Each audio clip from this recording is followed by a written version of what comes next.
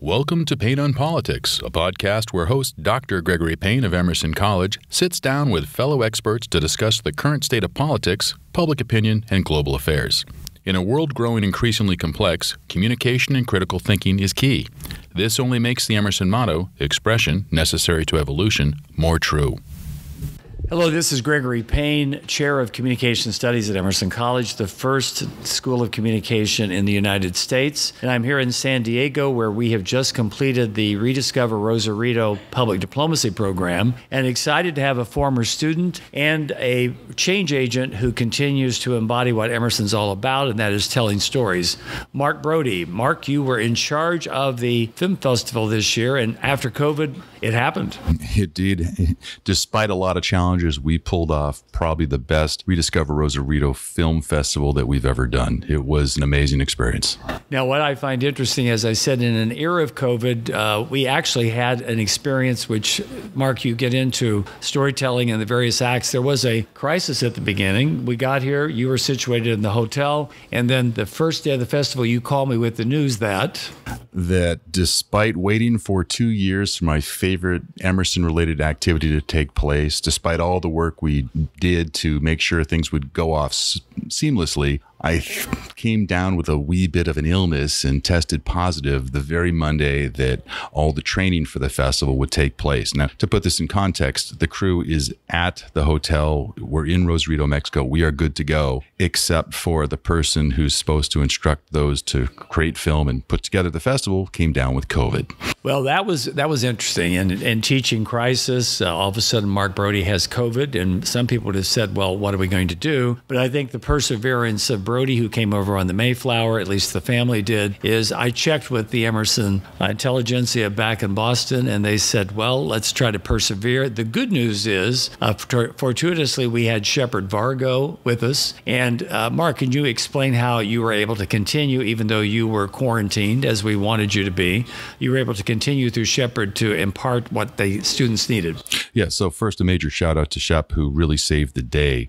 The fact that he's, a staff member of Emerson was wonderful. The fact that he actually had media training as an undergrad really came to, those skill sets really helped us out. But, what's interesting is because we had been through years of Zoom classrooms and things like that, there I am stuck in quarantine, but through Zoom, we were able to actually do some of the instruction that was needed. So we set a Zoom call up. I'm in one room in the hotel room in quarantine, and literally 100 yards away is the rest of the class. I was able to go through the various instructions they needed to hear, and then having Shep on hand to see that things were executed, it totally worked out.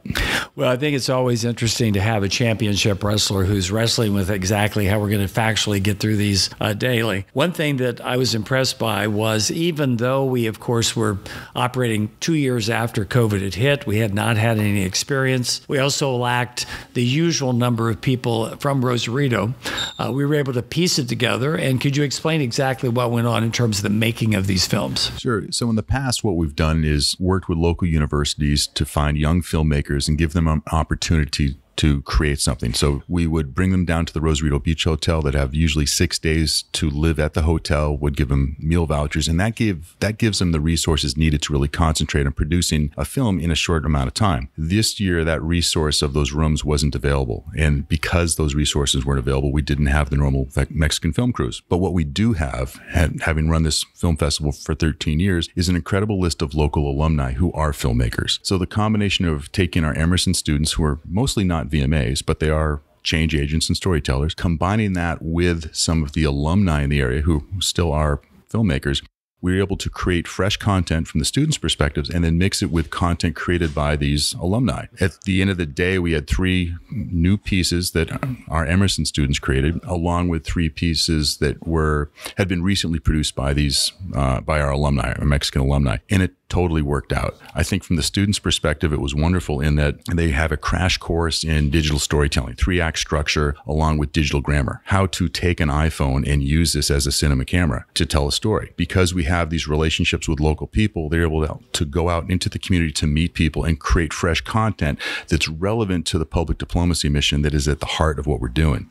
I think, Mark, that was very well stated. From my perspective in teaching crisis, it was a good example of, well, do we just fold the tents and go go home. As you said, we did have the people that we needed. What was intriguing and I think challenging to me is when we began this program, my sister Janice, also Ron Raposo, who's had some global PR experience, and Hugo Torres, back in 2007, 2008, Hugo said we have more people working at the hotel than staying. And yet this year, because of the success of working with the people locally and others, the hotel was so full, especially with Baja Beach Fest, that we actually, as you said, could not bring in the locals.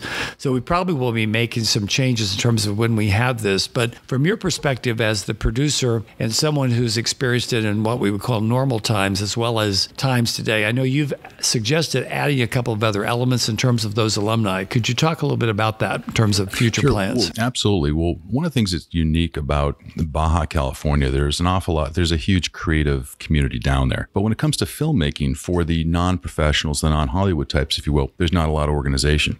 All right, so that's unfortunate. In Boston, I'm a filmmaker. I belong to a bunch of associations and organizations. So when I have a question, I can literally just call somebody and say, "Hey, can you read my script? I can't figure out this shot sequence. Can you give me a little bit of help?" And I get that readily. That's not available where we are in Tijuana and Rosarito. So my thought was, well, we have this amazing group of alumni down here. We have a public diplomacy mission. Why don't we combine the two? So what we did is just reached out to our alumni and said, hey, what if we were to create a mutual assistance organization? We'll help organize it, but this is for you all. We're not going to come down from Boston and manage it. That's not our role, but we can set this up and you can do with it what you will. So using the concept of a rising tide lifts all boats, we bring it together, we help them generate some form of governance, and we give it to them. Literally everybody I reached out to was like, this is a good idea. At the end of the festival, we got together, I think it was like 15 to 20 alumni, and they were all on board. So we're at the early stages of this, but it's got real potential. And the idea, it just caught on. We've got a bunch of folks who are actively working in productions right now, and they're meeting people they haven't seen since the last festival. And it's like, oh, that's right. You can do sound mixing for me. Oh yeah, you've got some grip gear we can use. It's rare that independent filmmakers have all the equipment they need, especially down in Rosarito and Tijuana. But together, they probably have a complete kit. And we're talking everything from the audio gear to the lighting gear to camera gear, all that stuff. So by coming together, they'll have more access to resource. They can help support each other in a mutual manner, and off you go. So it falls in line with public diplomacy in that we're creating something that serves a public good. We're getting it going, and then we're getting out of the way because we are not from Baja and it's not our role. But these are our people. They're part of our community, part of our tribe. So why not do something for them? And at the same time, it helps make our organization as an Emerson community a lot stronger. So coming down in the future, I'm looking forward to working with our alumni, expanding their role with the film festival, and looking for ways where we can provide opportunities, experiential learning opportunities for our Emerson students to get more engaged, more involved with the local Baja filmmaking community. Thank you on that. I think when I think back of the history of the signature piece of the Rediscover Rosarito project, that is the film festival, we had people like Mikey McManus, who was the founding producer. We then had Marcus Delgado, who we, of course, had with his beautiful daughter and his wife. I think the daughter's going to be, auditioning soon, Mark. And then we have you. And what I found intriguing this year was, in addition to David Silva, of course, who is building bridges through art diplomacy, and we'll talk a little bit about Rosie Torres with the Boys and Girls Club, but we had a very successful film dealing with music diplomacy. And I thought that was a nice lead-in because this is the first weekend of the Baja Beach Fest. Could you tell us a little bit about that particular film and what the messaging, which brought out a totally new constituency in terms of the film festival? Absolutely. And what's great about that piece is Roman Cortez, who's one of our alumni, a local filmmaker, worked with our Emerson students, pulled them together, had access to a member of the hip hop community who's a rising star, and he essentially drove that project, put everybody together, and they created literally an award-winning piece. For our students, it was amazing because they're off into Rosarito working with a trusted member of our alumni, but they're meeting new people and they're being exposed to new environments. And at the same time, these are not VMA students who have had years of experience behind a camera. It's a mixed group of skill sets from communication studies. They understand, some knew how to use recording equipment, smartphones, audio equipment, lighting, but it's sort of a really rudimentary level. Despite that, they were able to go out and really really create a wonderful piece that explores the background of this hip hop artist, his challenges, how he overcame those challenges, and what he's doing now. So in terms of a 3-act structure, they nailed it. But in terms of community engagement, they really had a wonderful experience going out and, meeting new people, being in an environment where they don't speak the language and having to navigate that, working with a subject matter that some might have been loosely familiar with, the hip hop world, but not having personal experience in. So, the takeaways that they will bring with them from that are amazing. From a digital storytelling perspective, as a professor of this, that's wonderful because they're learning something and actually doing it, and at a high level. But from a civic engagement perspective, they're meeting people from a community they wouldn't normally meet, or perhaps they wouldn't normally meet up at Emerson. Terrific. I think one thing that makes me very proud is the fact that when we're talking about building bridges, whether it be with this group or other groups, including a very talented singer from Guadalupe Valley who came and actually just riveted, I think, everybody with just incredible songs and her ability, her range, is how we, through the festival, showcase the native art, which is just, I think, so exciting with regard to Rosarito. Now, one of the projects, and we probably will be doing a couple of podcasts on this because of the people that were involved, is our usual return to the Boys and Girls Club, which is the first Boys and Girls Club in Mexico, founded by Rosa Torres, and again, one of the talented offspring of Hugo Torres, former mayor, and also a founder of Rediscover Rosarito. This year, of course, we had the Hugo Torres soccer tournament. From your perspective as an Emerson alum, what is it like when you go to that particular edifice, which is up on a hill, surrounded by all these engaging young Rosarito kids? Sure. Well, first, let's create the mental establishing shot, if you will. You're on the south side, or excuse me, the east side of Rosarito, far away from the water. It's dusty, it's dirty. There's a lot of concrete buildings. Some are rather dilapidated, and it looks like a tough neighborhood. You pass by some factories, and it's got that industrial feel to it. You go down this bumpy dirt road, and off in the distance is what looked like it had once been an aircraft hangar that had been painted over.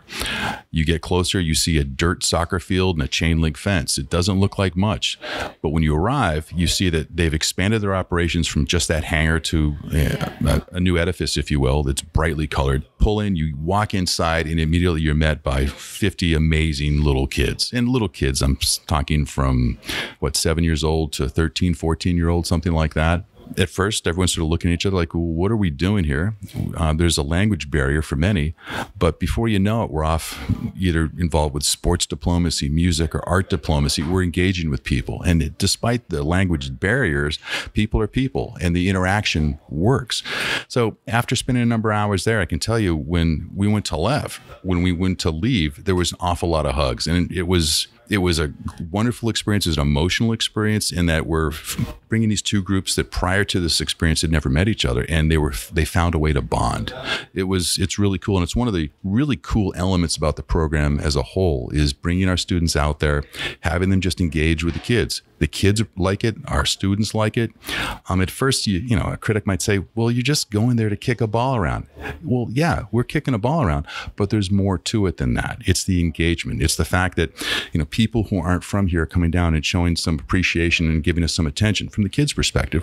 And on the other side, it's like, wow, we're not just, tourists, we're travelers, we're world citizens, we're getting involved with what's happening in the community. And it's a wonderful experience. And I think it really touched our students in that they did something unique. Tourists don't do this stuff, but by going down there and literally kicking the ball around, doing whatever it is, playing jump rope, throwing a football, in my case, literally throwing a football with a couple of guys. It was awesome. It broke the ice and it gave us something in common. Language wasn't part of that commonality, but the activity was. So in terms of civic engagement, to use the metaphor, we really hit the ball out of the park. Well, I think as you've summarized, the project this year was one that was fraught with some challenges. I think in some respects, when you're saying kicking the ball, it's almost like thinking of Sisyphus. You get the ball up and then suddenly it falls back a bit. I think this year we advanced the ball quite a bit, thanks to you, and also thanks to a group of students who I think are going to go home with a changed life. It sounds like I'm getting choked up about it, which maybe is the case. But I would like to say, Mark, thank you so much. I know that you've got many projects ahead that are connected with Rosarito, including, of course, a film narrative workshop at the Emerson LA Center. As someone who graduated a number of years ago, welcome back. I think you probably wish you hadn't taken that call, but it's a call that's been a very long one, I think 3 or 4 or 5 years now. Yeah, it's coming up on 5 years now. And thanks to you, we now really have a strong emphasis on the essence of what Emerson's about, and that is digital storytelling. Thank you, Mark Brodie. Thanks for having me.